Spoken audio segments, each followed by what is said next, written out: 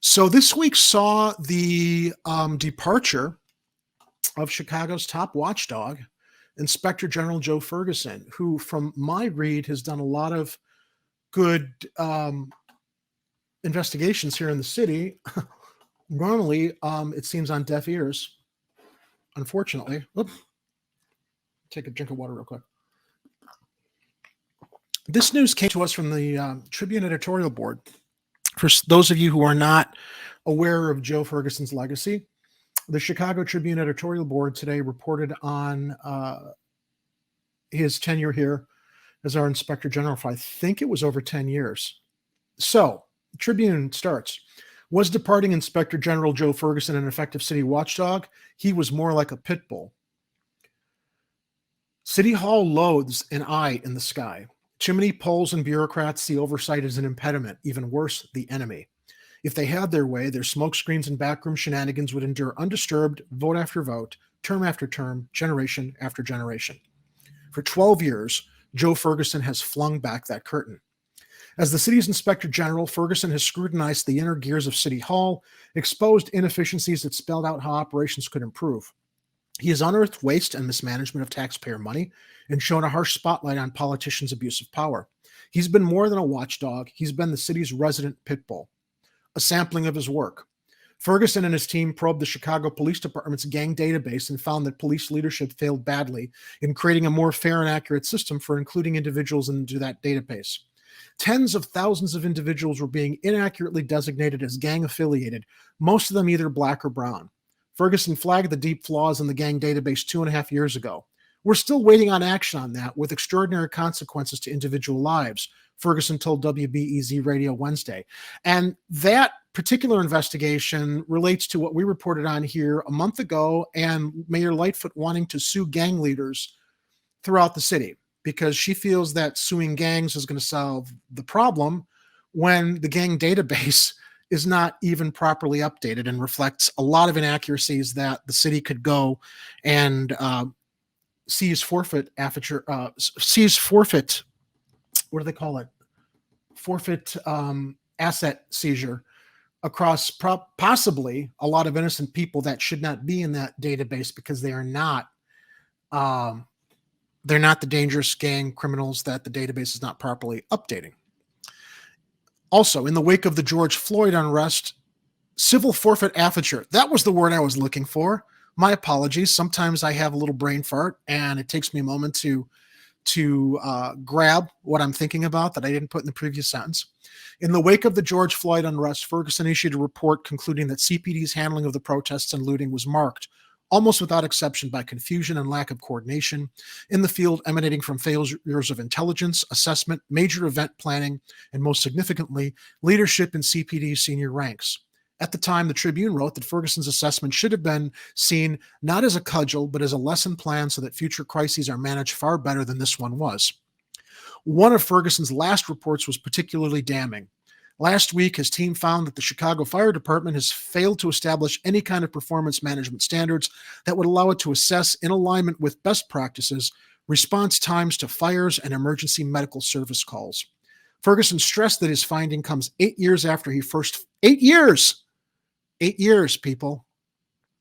And that 8 years is going to come into question in a moment when we move on to Mayor Lori Lightfoot's statement about his departure, but 8 years after he first flagged the problem.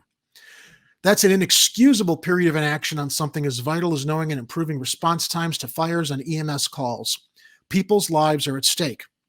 Ferguson's last day was Friday. The same day he left, we published an op-ed from Mayor Lori Lightfoot, which we'll get to in a moment, who said a selection committee has been assembled to conduct a nationals. They've just assembled it. Keep in mind, they knew he was leaving. Now they're assembling a committee to conduct a national search for his replacement. This will be one of the most important hires Lightfoot makes in her first term. The city's watchdog represents a firewall to incompetence, waste, and corruption, all the things that you would imagine they want to prevent if they had actually done that search before Ferguson departed, but I digress. City Hall's long, sad history of indicted, convicted aldermen, taxpayer fleecing, and self-serving policymaking screams for someone to continue the job of holding the polls accountable. How close is Lightfoot to naming a permanent replacement for the outgoing Inspector General? Ferguson gave Chicago a window into that pressing matter during his WBEZ appearance last Wednesday. That's an enormous question, and it's shocking that I can't give you an answer, Ferguson said, adding that City Hall has been aware since July. Where are we at, guys? It's almost Halloween. July, that he wasn't going to stay on as Inspector General. Here we are on day 104 or 105 since that notice was given, he continued. The selection committee has only now started that process. Early Friday evening, WTTW reported Lightfoot had named William Marbach, a Deputy Inspector General of Investigations, as interim Inspector General. Still, Ferguson, we wonder whether City Hall is moving fast enough toward a permanent replacement. The position of City Inspector General is far too important to go unfulfilled for any stretch of time. There's too much taxpayer money at stake, too many city functions and services that need a top-to-bottom scan from the the Inspector General's eyes. From its inception, the Inspector General post has proved its worth time after time. The position was created in '89 by Mayor Richard M. Daley. That decision came back to haunt Daley in 2009, when then Inspector General David Hoffman released a report probing the disastrous move by his administration to lease the city's parking meter business to a private company for 75 years in exchange for mere $1.15 billion to help plug immediate budget gaps, which we are still paying for. Since then, the for-profit outfit Chicago Parking Meters LLC has raked in mountains of our cash and hamstrung the city from changing use patterns of its own streets, even during the pandemic. All the while, City Hall has been groping for ways to patch up massive deficits. Attempts to renegotiate one of the worst deals in the history of urban American governance have mostly failed. Ferguson took the ball from Hoffman in November of 2009 and ran with it, later expanding the office's oversight to include the city council. In her op-ed, Lightfoot acknowledged the crucial role the Office of Inspector General plays and the stellar work Ferguson has done. Joe Ferguson has raised the standards and expertise of the office, the mayor wrote on our pages. The need for a legitimate, trustworthy government has never been more important than now. So why did you wait till now to look for a replacement, Mayor Lightfoot? Ferguson said he was leaving in July. And you still, knowing the need for this, you're only now putting the committee together to find someone. All true, Mayor, which is why finding a new Inspector General who lives up to the standards Ferguson sets is non-negotiable. So is making that appointment a top priority on your list of things to do? Oh, no, that's not a question. So is making that appointment a top priority on your list of things to do. All right, so I linked in the show notes below. Let me take this off screen Actually, no, I'm not going to take it off screen. There's an interview with Inspector Joe Ferguson at the Daily Line, and I'm going to play some of it for you. The beginning of this interview, and we can listen, and I'm also going to share some of your comments from the live chat as we listen to this. It's a moment for us to listen to the Inspector General firsthand during this interview that was conducted by, let's see here. I want to give them credit, and I'm not seeing the person who did the interview, but I'll bring that up in a moment. This is from Cloutcast. Let's play it, and I'll bring up some of your comments. Well, thank you so much for coming on. I'm sure this has been a pretty busy week for you, so I appreciate you making the time. Appreciate you having me, and yeah, it might be the busiest week of my entire tenure. That's an understatement. 12 years. Yep. So I'm talking to you now on Thursday morning, and at the rate that your office has been pumping out all these reports, we'll probably see a lot more by the time this comes out on Monday, including the quarterly report that you're working on that is going to summarize investigations from July to September. For now, the latest, I think, big finding to come out of your office came out yesterday. It has to do with city council committee chairs. Your team found that some of these aldermen are using their committee staff for ward level work. And apparently the response from a lot of them was to kind of shrug and say, we don't really want to do anything about that. You know, I can imagine that they might look at that and say, well, what's the big deal? These are government workers, they're doing government work. So I'd like you to elaborate a little bit on... I want to pause this real quick because I did listen to this interview ahead of time, and Ferguson's commentary on all of these committees and city council and what a fucking waste of time they are is priceless. Why is this an issue that, you know, average taxpayers, residents should care about? Good and important question. Obviously, we thought so, and that's why we looked at this in the first instance. And it is, by the way, the first full-blown audit of a city council operation. And in the coming year for the annual plan. First ever? The first ever. First ever. Of an actual sort of programmatic function of the council. Unbelievable. And next year's plan will look at the Council Office of Financial Analysis, COFA. as a discrete matter. This was looking at committee expenditures, sort of a kind of a traditional audit. How well are they tracking, and how are their record keeping, and that sort of stuff. This is really interesting. Listen to this. For the stated purpose. And that expending money for the stated purpose, budgets need to be understood actually as legislation. It's a law, right? And each appropriation line constitutes a pledged, dedicated, approved utilization purpose for what has been appropriated. And when we're talking about personnel in the city, it breaks down at multiple levels. It breaks down at the level of the individual position, but also the purpose or the title of the position and what it's supposed to be applied to. And there was a little bit of... For those just tuning in, we're listening to former Inspector General Joe Ferguson, who has departed the office of Inspector General, while Mayor Lightfoot has not even found a replacement yet, despite the fact he announced his departure in July. Legalistic wrangling and back and forth over how strict a constraint that is. But in the broad brush, what we're talking about here are folks who are appropriated under the law to work specifically for committees of the city council, not doing committee work, but instead working for the individual chairperson with respect to the administration of constituent services in the chairperson's ward. What that means, so you're right, on the one hand, it's just like, well, taxpayer dollars paying for city workers, doing some form of city work, right? Great. Here's the problem, is it means the committee work isn't being done. The purpose for which they're supposedly working and approved under the law to work, that work is actually being neglected. And as I think you and those who follow your good work know, the city council has lots of committees, 19 committees, 19. An extraordinary number of committees. And the majority of them do next to nothing.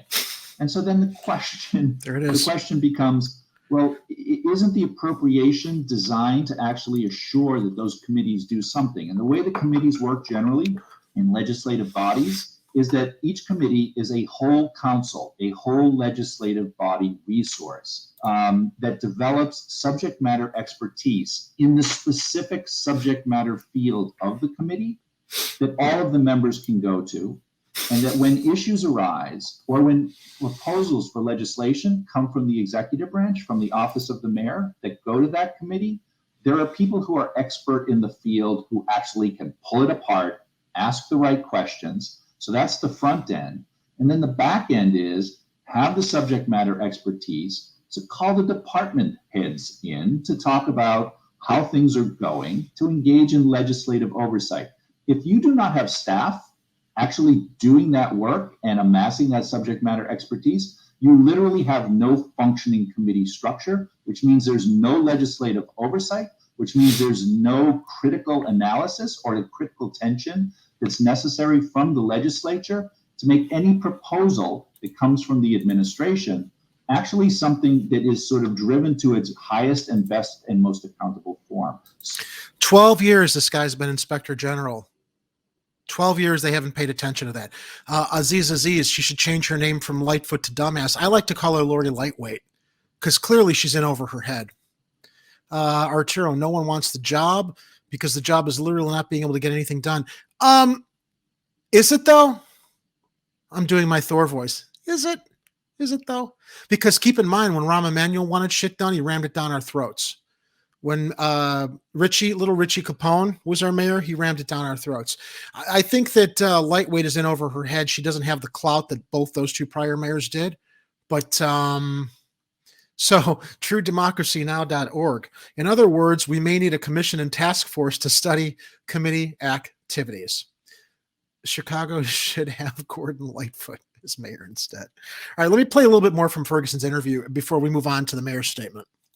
So we're losing a fundamental function of city government by the diversion of committee staff to these individualized purposes at the constituent level. I want to broaden that out based on what you said about how there are so many committees and most of them do next to nothing, as you put it. What big surprise what ramifications does that in itself carry for the functioning of city government, and what can be done about that? I mentioned sort of the back and forth. There's a I agree, tension Andrew. that should exist between the legislature and the executive branch, both at the front end with the policy making and in the back end with respect to accountability. We don't have that tension, which means what we devise at the front end hasn't been closely scrutinized such that there are performance metrics that we are all committed to, that has been properly scored so that we know what it's going to cost, so that it's on specific kind of milestone time markers to say, okay, we're going to get to here by then, and then we'll examine things. So it means what we're left with is a system in which everything is largely handed down from Olympus by the mayor. Meaning the fifth floor. Meaning the fifth floor. And that's it. And I don't know, I'm a little older than you and around a little bit longer. I haven't encountered a system that works well or works well for very long when everything's decided by one person without any sort of critical engagement around what that person is saying we should be doing. So in a press release accompanying this report yesterday, you wrote, quote, some of council's committees and chairs do reasonably well in following, these rules that you're talking about, while others follow anachronistic practices and maintain a culture reminiscent of the city's colorful but less than noble past. I would like you to expand upon that a little bit and I mean, name some names. Which committees were the worst offenders on this? I love this part. The major committees, the ones that we would all agree are major committees. Everybody's got Budget, titles. Finance. Those are the ones that actually are doing it right, at least doing it right in this particular term of the council. And one thing to note here is this being a first audit of the city council, there's a lot of things that we're kind of working out and the office is going to have to work out with the council as to how audits are done. Why? Because aldermen tend to view themselves as in atomistic ways. While they're all a member of a single body, they don't think of the city council as a department. I think so, Art. Body. There's 50 of them doing their own thing. The committees operate the exact same way, and they just sort of leave it to each other, and there's no unified standards. The anachronistic reference to a less than noble past up through the end of the tenure of Alderman Burke as Finance Committee Chair. There you go. Until 2019. Until 2019, and I guess I should say the chairman, because he is the chairman among chairmen, and one of the more curious things to experience is being in a room with a bunch of chairmen where they're all calling each other chairman, and it becomes comical. Anyway, listen, the rest of the interview is linked down below in the description. I want to move on to Mayor Lightfoot's statement. Let me open this up here regarding the Inspector General's departure. If I can pull it up here. Give me a second, guys. I'm trying to recover a closed window. Where am I at here? Okay, here we go. Stand by. So here's what Mayor Lightfoot had to say about the departure. Come on, where's the link? Oh, dead time. The time we refer to assessment. Blah blah blah blah blah blah blah blah. Here we go. Okay, so here's the op-ed from Mayor Lightfoot. As mayor of Chicago, let me bring this up on screen on the other side too. So we have something to look at besides this empty page. What the heck? Come on. No. We wanted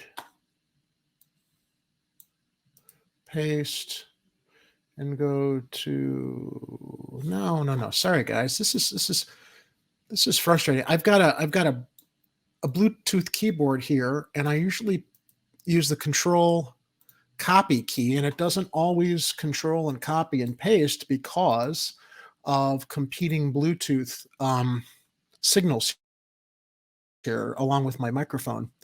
And there we go. All right, so let's go into the mayor's op-ed. That was the explanation. Sorry for the technical hiccups. So Mayor Lightfoot, when I campaigned for mayor, Mayor Lightfoot says, I ran on a good governance platform. Chief among the complaints I heard from Chicagoans is that they were tired of having a city government rife with with waste, fraud, and abuse. Without working to rectify this reputation, our residents won't have a government they can trust and view as legitimate. And as a result, we will not be able to build a better future for ourselves and our city together. Though integrity and transparency have been at the core of all my work as mayor, I alone cannot create a better city government. Even though we just heard in former Inspector General Joe Ferguson's assessment, he's brought how to create a better city government to the fifth floor for 12 years. It takes all city leaders and the city council. It takes all city leaders working together under the shared goal of good governance to get this done. It also requires independent, unbiased oversight from entities such as the Office of Inspector General. The OIG plays a critical role in not only holding the government accountable, but pushing it to continuously improve, which I would give him a lot of credit. That's what he's been pushing for, to no avail. Its mission to promote effectiveness, efficiency, and integrity in all our programs, operations, and officials lays the foundation for a high-functioning government that meets the needs of all residents. The OIG must adhere tightly to its core mission, which is ultimately to identify improvements in city government on behalf of the people. For the last 12 years, Chicago's OIG has been led by Joe Ferguson, who is stepping down from his post Friday. And again, I remind you all, he notified the city he was stepping down this past July with no replacement in line. Ferguson raised the standards and expertise of the office. While we may have disagreed at times, Inspector General Ferguson and I have shared an unwavering commitment to changing the culture and practices of corruption and improving the operations of the city. The need for a legitimate, trustworthy government has never been more important. Under Ferguson's leadership, the OIG responded to complaints and independently investigated city offices, employees, functions, and programs to eliminate fraud, waste, and abuse, a process that has yielded a great deal of constructive collaboration. Let's talk about some of the abuse that our departing Inspector General uncovered. And this was brought to us by the Chicago Sun-Times. A laundry list of some of the stuff that Inspector General Ferguson's last quarterly report, chock full of wrongdoing, revealed. For starters, a city employee without a valid FOID card or concealed carry permit who tried to pass through a security checkpoint at O'Hare Airport with a loaded semi-automatic firearm. A Chicago firefighter, EMT, who used Facebook to spew racial hatred against minorities. Inspector General Ferguson's extraordinary 12-year run as Chicago's top watchdog ended Friday, but his final quarterly report released Monday includes a range of wrongdoings just like other reports issued during Ferguson's 3 terms in office. As always, the accused employees are not identified. The report notes only their positions and departments, summaries of the behavior, and the punishment recommended and meted out. Still, the summaries raise eyebrows. A fleet services assistant for the Department of Assets, Information, and Services carried a loaded semi-automatic firearm into O'Hare. We just noted that. Without a valid FOID card, the fleet services assistant could not lawfully acquire or possess firearms or firearms ammunition, the report continues. In order to circumvent the FOID card provisions, the fleet services assistant made separate purchases of the required parts to assemble a fully functional firearm. Ferguson recommended the employee be fired and placed on the city's do not hire list. Instead, do you wonder why shit's always breaking down here? You've got a guy doing good work, and this is how the city responded to that. There was only a written reprimand. Even though they pleaded guilty to a felony, they were sentenced to 2 years probation on September 21st. This is why you can't get shitty people out of public service, because they get slaps on the wrist. As we're going to talk about another slap on the wrist in our next story. Termination wasn't possible because city lawyers advised the Illinois Human Rights Act makes it illegal to take an adverse employment action against an employee who's committed a crime off duty unless the department can articulate a substantial relationship between the criminal offense and the employee's job title, the report states. Then we talked about that firefighter EMT who made multiple racist and offensive comments. 4 years ago, a house cleaning triggered by racist, sexist, and homophobic emails in the Department of Water Management flushed out then Water Management Commissioner Barrett Murphy. Ferguson uncovered those emails while investigating allegations that now former District Superintendent Paul Hansen had used the city email account to sell guns. Jesus Christ. The Facebook posts by the firefighter EMT on their own Facebook page, and in response to a post by a member of the public the firefighter EMT did not know, were similarly hateful. The comments mocked the member of the public's mother's parenting skills, assumed that the member of the public and other commenters on the post were welfare recipients, and suggested that one of the commenters take their ass back over the border. the report states. Well, hey, at least he didn't restrict the comments like Gardner, Alderman Gardner did, which he was accused of, stifling free speech on his public page. We're going to get to him in a moment, Jim Gardner. The posts were particularly directed at Black people, presenting stereotypes, equating them with criminality and welfare. The firefighter EMT also derided and insulted an Asian reporter by calling her a false name and writing in a mock imitation dialect. I just can't go on. This stuff is down in the show notes. But let's just be thankful we had Joe Ferguson here as our Inspector General, because given the fact we don't have a replacement yet, I'm and the current crop of shenanigans that are being reported on daily by the Tribune, the Sun-Times, Block Club Chicago, I think we're in for some rocky roads here until the mayor appoints somebody. I want to go into the live chat, get some of your comments, since we do not have a co-host tonight, because this is the broadcast where you are the co-host. Let's see. Yeah, War Deer Entertainment. It still is. It still is. My dad lived in Chicago for 30 years up until the early 70s. Chi-Town has always been a cesspool of corruption. Arturo, this wouldn't happen in Capone's day. Back then, they knew how to deal. Good vibes. Apparently, E. Heller shares with us that Jane Byrne was our first female mayor, was the last mayor to appoint a city manager. Mayor Lightfoot should start a podcast where she speaks about the perils of being mayor. Don't give her any ideas, Art.